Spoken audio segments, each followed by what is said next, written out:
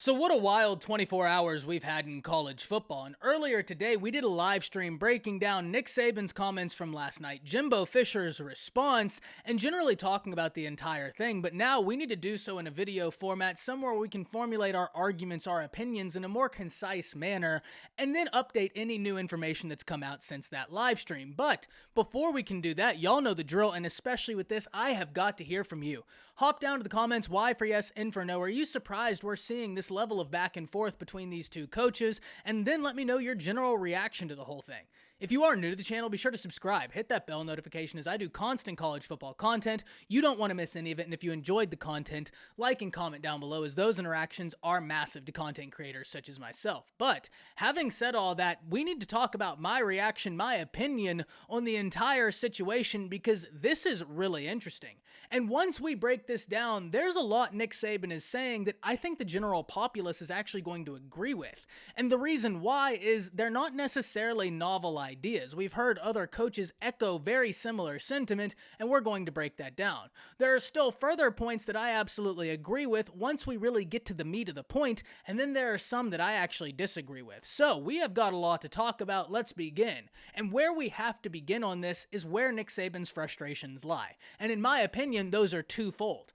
First and foremost, Nick Saban is not frustrated with name, image, and likeness. Nick Saban has talked about the benefits of NIL before, and he continues to do so. Nick Saban's frustrations lie with the fact that NIL right now doesn't seem to be used, or at least Nick Saban doesn't seem to think it's being utilized in the manner that it was supposed to.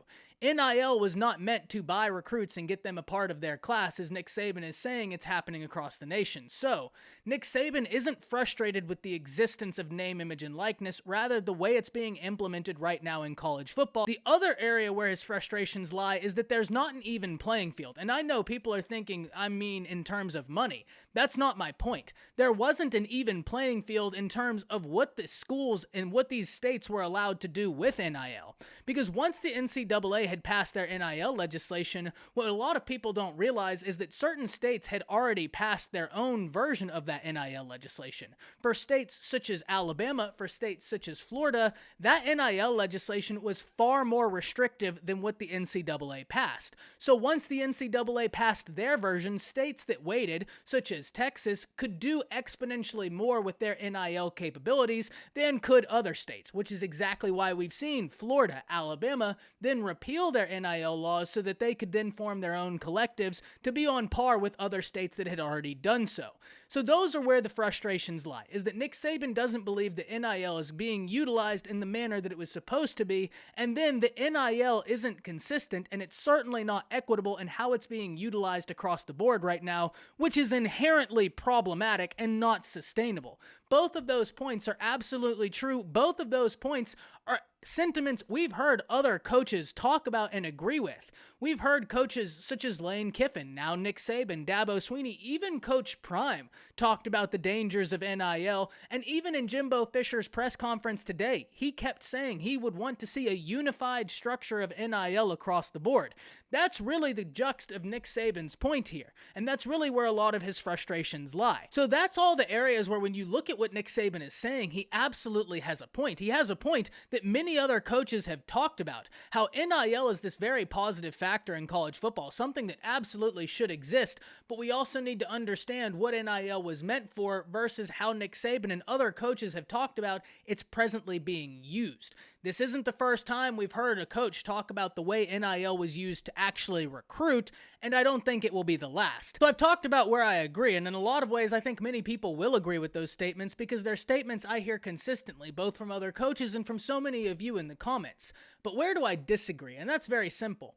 The way this statement was packaged, I feel like has led it to be far more inflammatory than it should have been. And while inflammatory rhetoric is good in terms of getting it out there, inflammatory rhetoric also tends to obscure points. And let me break down what I'm saying here. Whenever you say a statement that's sure to catch headlines and spread like wildfire, just like when Nick Saban said A&M bought every player in their class and then said that Jackson State paid $1 million, That's sure to generate headlines. That's sure to get people talking about it.